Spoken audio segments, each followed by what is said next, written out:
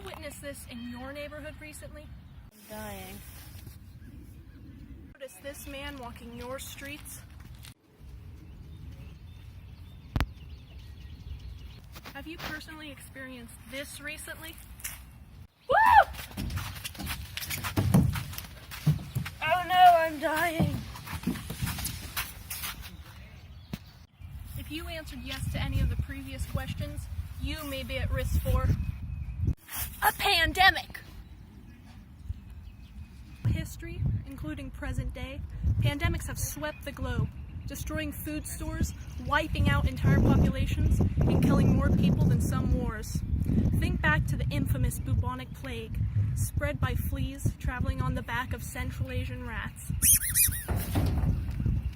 By traveling on trade ships, these rats were able to infiltrate numerous European, African, and Asian cities, eventually killing more than 75 million civilians. And what about the Spanish flu of 1918? This incurable influenza virus devastated the world, infecting a fifth of the world's population, which was especially devastating considering that the flu was right on the heels of the First World War. And who could forget the Ebola epidemics of recent years that devastated African countries and terrified the world? Though numerous experiments have been conducted, a cure has yet to be found. With all these horrific illnesses, it's easy to come to the conclusion that encountering such diseases is unavoidable. However, there is a surefire way to avoid such pandemics, and that way is Hermitism. These horrific cases, hermits were the only folks who were able to avoid such diseases and live their peaceful, solitary lives uninterrupted by worldwide pestilence.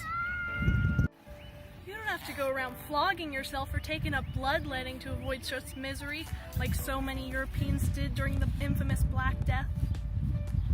Simply retreat into an isolated cave at the top of a lonesome mountain, surrounded by nightmarish forests. Just think about it. Living in a city means plague rats could be anywhere. The hermit life will also protect you from coming in contact with bodily fluids of infected individuals, through which diseases such as Ebola and the Spanish flu are spread. And though it may seem lonely and boring, 4 out of 5 doctors agree that living the hermit lifestyle is way more fun than dying. The 5th wouldn't accept our bribe.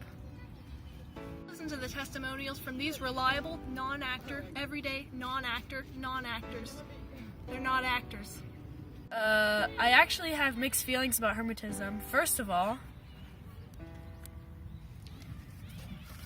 I don't know whether to love Hermitism or to really love Hermitism. I used to be constantly worried about viruses like the Spanish flu, which killed over 675,000 Americans. I used to have nightmares about the bubonic plague and the horrible symptoms that came with it. Chills, bleeding, and painful welts. Now all of that is behind me. With my newfound hermit lifestyle, I've learned to get in the cave and ditch the grave. When I was young, I was very interested in acting. Diseases. I meant diseases. Especially the Spanish flu and the Black Death. Both were incredibly deadly diseases. The Spanish flu was so massive that the U.S. ran out of doctors to care for sick patients. And the Black Death caused major worker shortages and economic collapses in Afro-Eurasia. The recent Ebola virus was a major one too. Victims who recovered have developed problems with vision and joints that can last their whole life. Knowing all of this, I knew that I had to find a way to avoid these pandemic diseases, and that's why I invested in Hermitism, TM. I used to be terrified of dying from pandemic diseases. Now all I worry about is being eaten alive in my sleep by a bear. I've been living in a cave for around 5 months and have absolutely no contact with the outside world, but I'm healthier than ever. I think. All I've been eating is tree bark and bird seed. Real people. Real people are quite reliable sources. But who's more reliable than the diseases themselves? Listen to what these killing machines have to say about Hermitism. Trademark. I mean, remember how humans freaked out when I showed up? They trying to find all of these stupid cures. They literally drank their own pee at one point. At least sanitation improved though. They cleared their own sewage off their streets. Man, humans were nasty back then, ew. And for some reason, they all turned vegetarian. Like that was gonna stop me. Hermits, however, I never even bothered with them. Considering that I like to hang out in urbanized communities, hermits were like the only people I never had to deal with. It was mainly spread through airborne contact and like sneezing and coughing and stuff, or like bites from infected fleas that build on the back of rats. I'm telling you, if you want to avoid death by plague, hermetism is the way to go. I guess you could call this like the first form of true quarantine. Say my name because I'm here. What cameo am I here? Film again. Hermitism. Right, Hermitism. That seems like a fair response to all of life's problems. I would know. Anyways, back to the point. You don't want to do anything, literally nothing. In 1917, they sent all the doctors away to care for the soldiers for the stupid war. The incompetent medical students just sat there twiddling their thumbs and soaking washcloths. Eventually, I got bored and died out. See? Doing nothing pays off. And what do hermits do? Nothing. Hermitism is truly the only way to ensure that you live a long and, if lonely, life.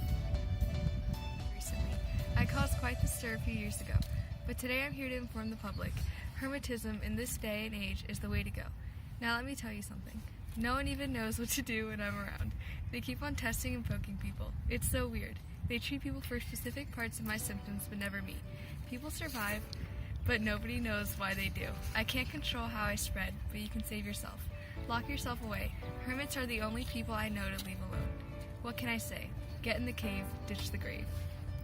Still not convinced? Just listen to this confident celebrity. I'm glad to say that my life has been greatly impacted by hermetism. Dealing with all of these diseased people can be a real hassle sometimes. During the bubonic plague, like 6 out of every 10 Londoners died from it. It gets tiring. It really does. I mean, can a man get a break? Now, with hermetism, I don't have to take care of nearly as many victims. I mean, sure, medicine has helped some, but preventative flu vaccines and complex blood treatments for Ebola can only go so far. The hermits are the real heroes here. Thanks, hermetism. Not actors.